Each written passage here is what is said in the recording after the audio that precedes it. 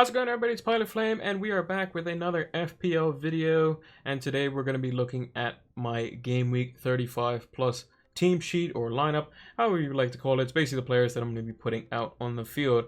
I got myself a haircut, kind of got a little clip around the ears. Not my finest work, but hey, it'll have to do. Pilot Flame 226 Barbershop is not as good as going to the normal barbershop, but in these tough times, you do what you can to get yourself, a little bit of kind of just relief, because obviously I can grow a pretty long beard, and obviously saw my hair was a bit longer, and that was just from a buzz cut 3 weeks ago. It had grown that length or thereabouts. So without further ado, let's see how the team did in game week 34. So as you can see, there is my team sheet on the screen there. It's not a pretty sight to see. It's 52 points minus 8 leaves us at 44. Not great at all. We lost 40k places. Now we're in it's the 72k territory. We were kind of approaching the top 20k, trying to get in the top 10k. So we really have to do some miraculous stuff if we want to get there in the last 4 game weeks. So let's run through the team a little bit here. We have Patricio and Doherty, who lost their clean sheet in the last kick of the game to Sheffield United. Obviously disappointing there. Trent only got us 2 points. He could have potentially conceded more, so the fact that he only got 2 is quite good. And I'm worried about his rotation risk this week as well. Wan-Bissaka came off with 5 points. He got a clean sheet, but he got a yellow card, and he could have scored, so he would have potentially been on bonus points had he done that. It was a point-blank header, and I don't even know how he missed it. Son only got us 1 point. Dominic Calvert-Lewin only 1 point. Jimenez only got 2 points. And Bruno does what Bruno does. There's not really much explaining there. He would have been my triple captain this week, so that would have been very good because he would have got me 14 extra points with that chip. He would have got me an additional 14 points for the captaincy, and then an additional 14 for the triple captaincy, so an additional 28 to my score. Yeah, it would have been pretty good. We brought in Martial. He got us 6 points, so he got a clean sheet and an assist with the over 60 minutes.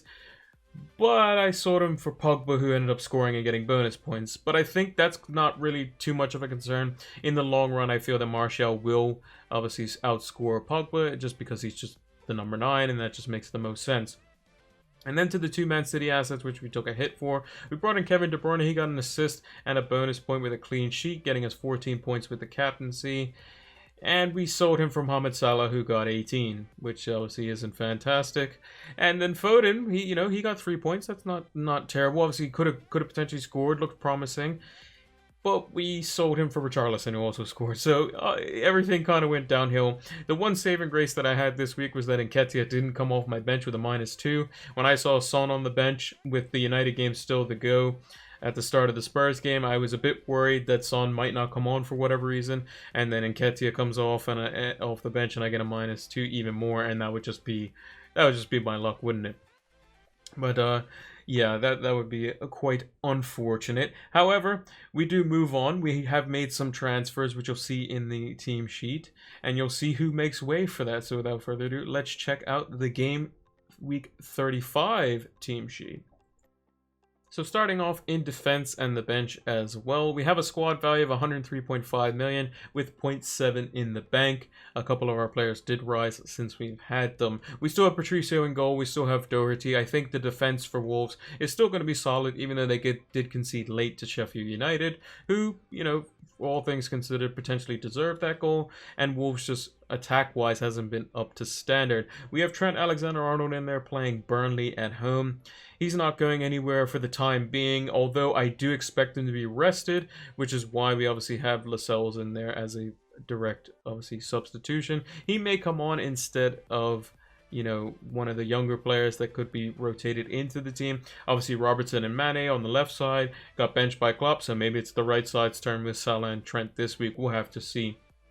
And then one of our newest acquisitions is Luca Digne. He's obviously coming in here, and he's going to be playing Wolves away. So nothing would make me happier than a 0-0 between Wolves and Everton. That would be absolutely perfect. And Calvert-Lewin can stay on my bench where he belongs for pretty much the majority or the rest of the season in the remaining 4 game weeks. Speaking of our bench, we obviously still have Martin, our non-playing goalkeeper. We have Lascelles in there. We have Ngakia, whose contract is run up, and he won't be playing either. And we've relegated Calvert-Lewin to the bench, as he has been replaced by one of the strikers on my buy-sell and hold list. He's probably in everyone's team in this week coming. You may know him. His name's Jamie Vardy, and he's kind of, you know, leading the Golden Boot race. And there's been some stats thrown around that basically in the final 4 game weeks, there's just an absurdly high number of goals that are scored for the people that are going for it. So the likes of Salah, Mane, Vardy, Aubameyang, Ings even will all be kind of chasing for that Golden Boot. So I definitely expect Calvert-Lewin to be more of a liability than an asset on my team. He's just kind of there now as a bench player in replacement of Nketiah, and that was kind of another worry that I had, was that I would only have, with Nketiah being suspended, 1 bench player. So if 2 people got rotated, so let's say Trent got rotated and hypothetically Foden got rotated and they both didn't come on, I would be 1 player short. So we kind of have that little bit more security with that regard. So now let's check out the midfield. And in that midfield, we have a new face in there. We have the 3 City midfielders and the 2 United midfielders. Just all Manchester, looking quite organized with their blue on one side, red on the other. We have Sterling in there, who came in instead of Son. We basically transferred Son out as part of a -12, along with Wan-Bissaka, who came out for Luca Digne as a replacement. And the 2 other players that you will see are the 2 forwards that also replaced Nketiah as well as Raul Jimenez. You kind of probably know who they are, considering I traded out a United asset and potentially brought in one, and also you know that Jamie Vardy is probably the other forward. But yeah, we brought in Sterling. He's a potential captaincy option this week. Because he got rested in the previous game. He's my vice captain for this week currently. I may be flip-flopping back and forth between whether it's Sterling or Jamie Vardy, who you'll see in a second. And it'll be a game time decision, but I'm pretty sure I have it set on Vardy at the moment. He's the man in form. He's leading the Golden Boot. He's up against Bournemouth, who've never been able to, you know, keep a tight defense. What more can you want? So... And then obviously we have De Bruyne and Foden there, who we brought in last week. We wanted triple City midfielders anyway, or triple Man City, just assets going into game weeks 36, 37, 38, where they play all teams in the bottom 5. So that's kind of good there. Now Foden is a rotation risk, which is why we wanted the security of Calvert-Lewin. There may be fixtures where we want to play Calvert-Lewin if we know Foden is going to get rested or limited minutes. So let's say a Calvert-Lewin, like on the last day of the season, he plays Bournemouth. If we know that Foden had just played in the FA Cup game, let's say, and it's likely to have a rest after game week 37 or before, or however the fixtures line up. I'm not too sure exactly when the FA Cup games are. But if that kind of, you know, or it comes out and says, hey, look, he's going to get a rest, he's played 2 games in a row, so on and so forth, and kind of guessing how Pep sometimes does things in a normal sense, we can kind of put in Calvert-Lewin as we so choose. But De Bruyne and Sterling would definitely be in there game in, game out. And same for Fernandes and Martial. Martial we brought in last week. I expect him to score this week. It is Southampton. I don't expect United to keep a clean sheet, which is why Wan-Bissaka I had to get rid of him, basically, if I wanted to bring in another United player in substitute of him. But I think overall the transfers will pan out quite nicely. I am considering putting the captaincy on Fernandes as well. He was kind of thought in my mind, but surely he can't get another double-digit haul. I mean, he might get a return, but nothing too absurd like what he's been doing. So I think Sterling and Vardy are going to be the 2 captaincies for me this week. And last but not least, we have the forward line. We brought in Mason Greenwood instead of Wan-Bissaka. He's obviously been on fire recently, and Ole came out after in his post-game press conference, or like, I guess the pitch side press conference or whatever, and he basically said that if you score, you can't get dropped. So Mason scored, so he shouldn't get dropped. Fernandes shouldn't scored, so he shouldn't get dropped. So that's 2 out of 3. But I think it was probably start Martial as well, because he scored the previous game as well, and it was a brilliant goal at that. So I think there's definitely starting places in there. I think Igalo will probably see the FA Cup semi-final when United go to play that versus Chelsea. He may be a better fit because he may be able to bully their centre-backs. So I think Mason Greenwood is not going to be dropped, certainly for this game. And probably not for the rest of the season with the form he's carrying. And he just kind of takes XG and kind of throws it out the window. XG being expected goals. He has a very low expected goals every time he shoots, and that's mainly because he's just brilliant and he just basically scores. It doesn't matter if it's left foot, right foot. I'm still not even sure what his weak foot is. I don't even know if he knows what his weak foot is, so who knows. And then we have Jamie Vardy It says TC, not C, so that means he's going to be triple captain this week. We're going to have to make up for some of the deficit that we had in terms of transfers, which is 20 points we've had over the last 2 weeks, and he's definitely going to be leading the line for us.